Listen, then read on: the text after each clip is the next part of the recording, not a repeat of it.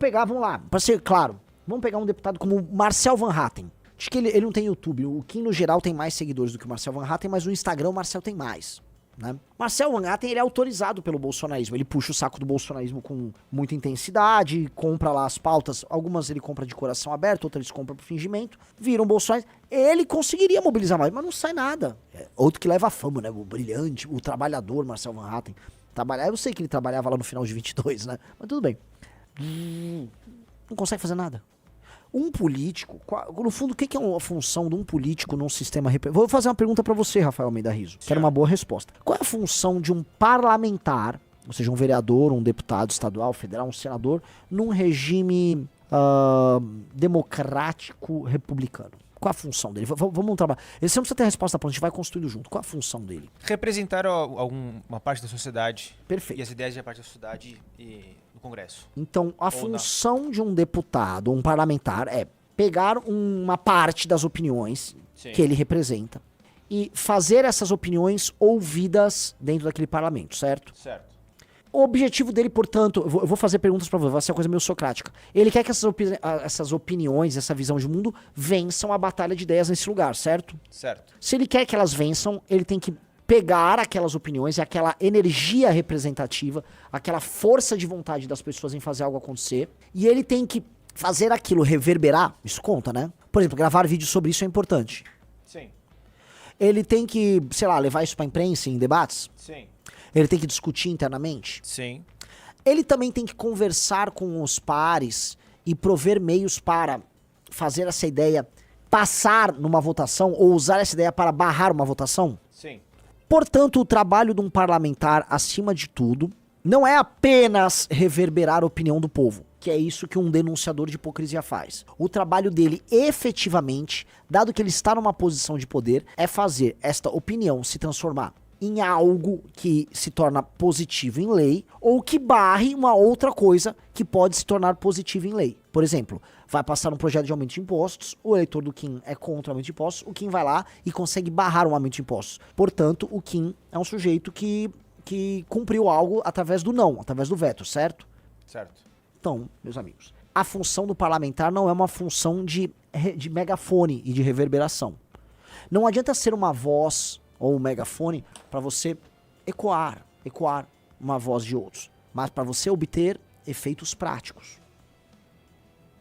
Esta é a minha definição de parlamentar e me parece que este trabalho, que é um trabalho muito cansativo, extenuante, que não é de câmara de eco, não é de reverberação, mas é de transformação daquela energia em movimento, que ninguém ali está disposto a fazer. Em geral, por favor, galera de engenharia que tá aqui no chat, isso aqui é uma live mais para engenheiros. O que é a invenção humana que transforma energia elétrica, ou pode ser energia a vapor, energia a gás, em movimento? Entre a energia bruta e o movimento, o que tem no meio? Hein, amigos? O que tem no meio? Botaram ali um rotor, motor, é isso, chamem do que quiser. Um mecanismo motor. O motor transforma energia, seja energia química, fumaça, o que for, vapor ou energia elétrica, em movimento. É um conjunto de engrenagens. Você entende que um motor, esse conjunto de engrenagens, esse transformador de energia, ele é uma operação humana, racional e complexa. É muito complexo você montar um motor. Ser um motor enquanto um agente político, ou enquanto qualquer coisa, enquanto um empresário, é justamente a nobre arte. É a arte de traduzir energia em movimento. Quanto desses caras são motor e quanto desses caras são resistência? Resistência, por exemplo, é uma resistência de ineficácia. É, sei lá, eu tenho um cabo de cobre só pra ligar uma coisa na tomada e eu enrolo aquilo pra caramba pra ficar esquentando, pra ficar dissipando energia com calor. Vocês entendem que esses caras são basicamente dissipadores de energia? E a energia é concreta, é real. O Brasil, vamos rememorar. O Brasil, de 2014 até 2018, passou por um processo político em que as massas estavam revoltadas, surgem movimentos, como o MBL Vem Pra Rua, que funcionam como motores da indignação. Então, a gente criou meios para pegar a indignação, e tinha ainda o turbo, né, que você pegava os gases e retornava ali, né, o turbo é isso, né, você devolvia o gás ali junto do escapamento, botava numa turbina, e aquilo devolvia mais potência, certo? A gente pegou aquele processo e deu meios de ação e transformou em movimento. O MBL Vem Pra Rua, a Lava Jato fez isso também. Repare que ali começam a nascer esses farsantes, que entenderam que a função deles é ser resistência, é ficar transformando em calor para esquentar as próprias carteiras e os próprios projetos pessoais. E aí você tem o surgimento do bolsonarismo. O Bolsonaro é a grande resistência, que é o cara que pegou toda aquela energia e fez nada com ela. Fez absolutamente nada com ela. O youtubers, formadores de opinião ridículos, vendedores de curso, tudo. Brasil Paralelo. Qual é a função social do Brasil Paralelo? É um grupo de caras ganhar dinheiro montando um aplicativo que está permanentemente denunciando a hipocrisia. É uma máquina de fazer dinheiro denunciando hipocrisia. Acho que é a mais óbvia de todas. E aí toda aquela energia da classe média brasileira que tava puta, que tava quebrada, essa energia virou nada. Virou absolutamente nada. E isso é meio desesperador, porque os anos vão passando e a gente não sai do lugar. A gente não sai do lugar como nação. Eu não sei, tá? Eu não sei quando as pessoas vão despertar. Ou nem todas, porque eu acho impossível que as pessoas... o povo despertou. Isso é uma ilusão, tá? O povo tá permanentemente preso em ideologia, porque o povo, né, especialmente a base da pirâmide, tá desesperado para algo muito simples que dê sentido à sua existência. Eles sequer vão fazer aquele questionamento do tipo, o que é existir, né? Ser ou não ser, eis a questão, né? Não, o povo só quer assim, me dê um sistema de valores, me dê uma explicação por que eu nasci e como eu devo viver e o que vai acontecer depois de eu morrer. E vai ter um monte de gente oferecendo explicações muito fáceis e baratas para isso. E a política, tá, tanto quanto a religião, entrega isso. A entrega do sistema de valores ao sistema... Esse é um sistema de significados, né? Entrega uma série de significantes. Então as pessoas vão preenchendo as vidas delas com muitos significantes. E acham que tudo tá fazendo sentido. E vai ser muito difícil, né? Você falar, olha, tá... o estilo de vida que o seu pastor, que está tomando uma parte do seu salário, quando o pastor é picareta, porque existem igrejas sérias, e que combina, e que se amarra com o político que, enfim, você vota, né? E que usa o argumento do pastor para tomar voto, isso é tudo de mentira, você tá só sendo roubado. O que você tá tirando dessa pessoa quando você fala isso? Hein, Riso? Você tá tirando o significado da vida dela. A vida dela... Por isso que é muito difícil você tirar, né? Eu vou pegar 2 exemplos aqui. O Neide, uma mulher casada com o seu marido, está no seu 2º casamento, agora ela tem 2 filhos. Ela conheceu o 2º marido na igreja, porque o primeiro marido dela era um cara meio ruim, ela é uma pessoa de classe C, se tornou uma mulher evangélica, e aí a igreja é bacana, deu muito significado pra vida dela, e aí aparece um político bolsonarista de direita que está defendendo os valores dela, e Neide vai defender tudo aquilo, do político ao pastor que foi comprado por aquele político pra ter esse sistema de valores. Neide tem muito a perder em deixar de acreditar no político e nas promessas que o pastor, que o político fez pra ela. Assim como Cleide é uma mãe solteira, vamos dizer, que mora na periferia de Belém, que recebe auxílio Bolsa Família e que acha que o painho Lula lhe deu tudo. Porque já há quase 20 anos ela recebe auxílios do governo, vota no PT, e os políticos indicados pelo PT entregam pequenas coisas pra ela e ela se sente amparada por esses caras. Neide e Cleide, vejam só, meus amigos, terão muita dificuldade em ser convencidas, tá, de que isso tudo é farsa. O preço que elas pagam por deixar de acreditar na mentira é muito grande. Mesmo Neide e Cleide entendendo que elas podem, por exemplo, continuar na sua igreja ou recebendo seu auxílio sem depender dessas 2 figuras, tá?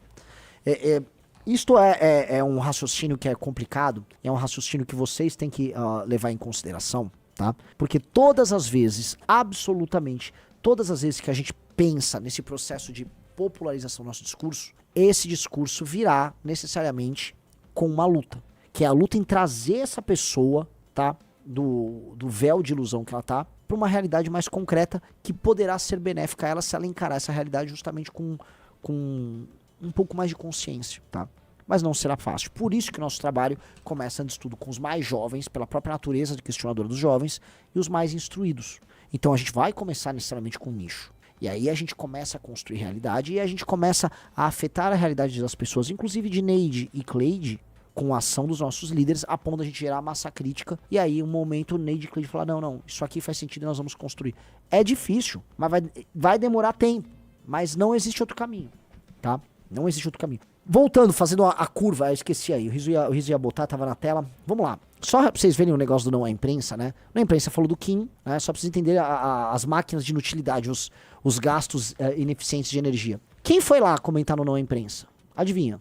Nando Moura, oficial. Foi lá com toda a burrice dele, que é impressionante. O cara realmente não puxou pro pai em várias coisas. O pai era um professor. Definitivamente esse aí também, né, nessa área não puxou pro pai. E botou: o Kim votou pelo aumento do número de deputados. Teatro bonito. Veja, o Danilo Gentili, que era ou é amigo do Nando, tava, né, no site dele comemorando uma vitória de todos nós. E vai o cara mentir pura e simplesmente porque sim. O cara vai e mente porque sim. Qual sim? Eu olho uma parada dessas porque assim, a gente sabe como é que funciona o bolsonarismo e tal, e esse cara se diz um cara que combate o bolsonarismo. O bolsonarismo nunca saiu dele. Como um cara que ficava perseguindo familiares, lembro dos comentários a respeito da minha irmã, vagabundo, lixo humano, um rato. É burro, e aí ele vai lá com a burrice dele, é uma burrice recheada de má fé, de rancor. Aí ele vai e mente no post dos outros. Lógico que as pessoas que conhecem ele vão ver, pô, mas que negócio constrangedor. E é um cara que não cansa de ser humilhado lá pelo Renato, né? E vai lá e posta um troço desses. O Kim votou pelo aumento do número de deputados, teatro bonito. É mentira, o Kim nunca votou. E aí o cara foi lá, o Caio Menezes votou. Grok, isso é verdade. Eu nem gosto muito desse recurso de botar o Grok numa discussão, mas porra. Aí vai lá o Grok. Não é verdade. Kim Kataguiri votou contra o aumento do número de deputados, tanto na votação inicial de maio, quanto na confirmação de junho, conforme registros da Câmara e reportagens da Gazeta do Povo e Estadão. Ele criticou publicamente a proposta. Todo mundo sabe disso. Todo mundo sabe disso. A gente denunciou essa proposta. Daí o cara vai lá e mente. E assim, é uma máquina. Ele é mais um desses elementos. Então, o cara já joga outra mentira no ar. Lembra a mentira de que a gente... É o que ele divulgou, tá? A mentira de que a gente montou o partido. Aí depois ele fica igual uma cadela, porque quando ele recebeu uma notificação lá, né? Aí na notificação ele, eu não quis dizer nada. Porque é um frouxo. É um Zé Cu. Aí ele recebe a notificação, aí sai fora, né? Mas não quis dizer. Mas ele quis dizer que a gente roubou dinheiro do fundo eleitoral pra montar o partido Missão. Ali, pegando uma thread, uma acusação merda, feito por um outro perfil mongoloide, um Miguel, não sei o quê. E ele achou tudo muito esperto. Acho que vou fazer isso, né? Vou dar a entender, né, de maneira maliciosa, que os caras roubaram dinheiro do fundo eleitoral para montar um partido. E aí começa a botar o nome de pessoas que participaram das campanhas, achando, né? Eu cruzei dados, eu peguei. Assim, que sujeitinho baixo, que sujeitinho vil. E é mentira, e é sempre mentira, tá aí mentindo como uma máquina de mentir há meses. Porque ele botou na cabeça dele que ele vai destruir o MBL. Não vai, cara. Lembra que ele falou que ia evitar o partido de ser montado, Riso? Não, por cima do meu cadáver, né? Queria fazer muitas coisas. Fez nada. Não fez nada porque é um bosta. E não só porque é um bosta, porque a gente é honesto. A gente montou o partido na moral. Coisa que um cara bosta como esse nunca vai fazer na vida dele. Nunca vai ter uma grande entrega. Nunca vai ter. Nunca, né? Nunca vai. É um bosta. Né? Fica lá. Cara. É bizarro. Obrigado por assistir até aqui. Se você gostou desse vídeo, deixe o like, comente e compartilhe.